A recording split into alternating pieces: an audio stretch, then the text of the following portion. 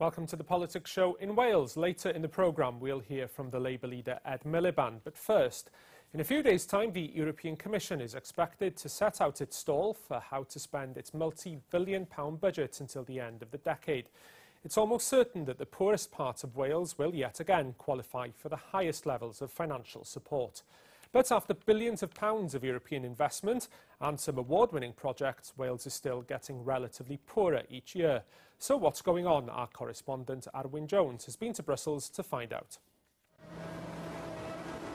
Berlin, 1999. This was where Wales first qualified for a huge package of financial support.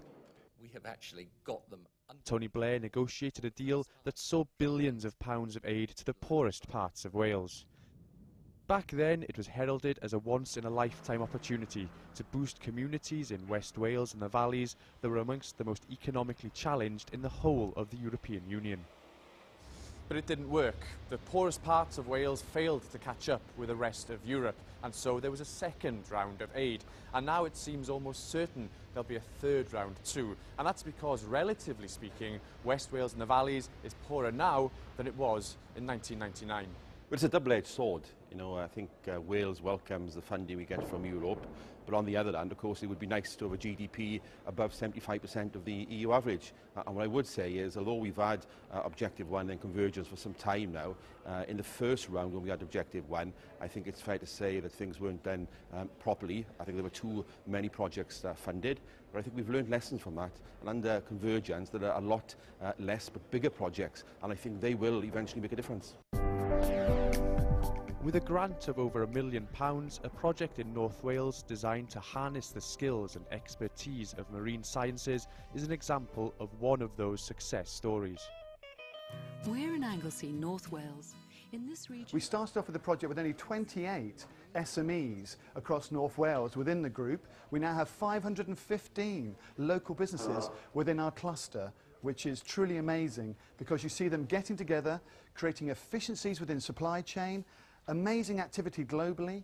They're looking at £14 million worth of possible trade per month now going on, whereas previously that wasn't. With European Union support, it's the kind of smart and sustainable project that can create jobs in rural areas and which ticks all the right boxes in Brussels. This is the third time a Welsh project has won the prestigious RegioStars award, a first for any region in Europe. But in more general terms, why is around £1 billion of European cash each year failing to transform the Welsh economy?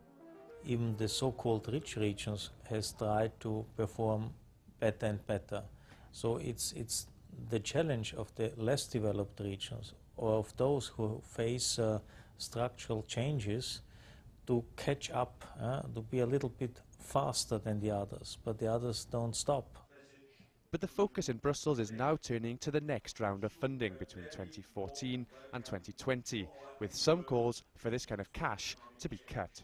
Well, for us in Wales, of course, it's vital that the European budget isn't cut because we benefit so much from it. 3/4 of Wales now gets European funding, and so it's not in our interest to be cutting the European budget because that's cutting the funding that's coming to us. Well, I voted to reduce the budget last week because it's important from our point of view that we reduce it because the amount of money, what was crazy was that the Parliament agreed to increase the budget. So, you know, we're at loggerheads there, so I wanted to be spending a lot less, not more.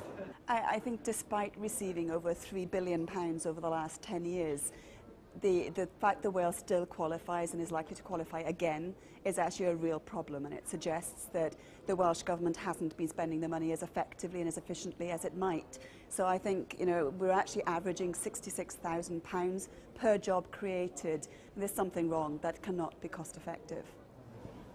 With so many competing interests and so much at stake for Wales, the Welsh Government's ability to make themselves heard over the next few months will be crucial. But with no clear majority in Cardiff Bay, Welsh ministers will struggle to reach Brussels as often as in the past, which raises questions about their ability to lobby effectively for Wales. I think the key thing for us to remember here is there are decisions being taken in this place that will shape Wales up until 2020. It is essential and vital that Wales's voice is heard when those decisions are taken. We cannot have an empty seat and nobody representing Wales. That simply isn't an option. we will make sure, and this government, the new Welsh government, will make sure that Wales's voice is heard loud and clear. The European Commission will publish its draft financial plans on Wednesday. How much money Wales will receive won't be known for some time.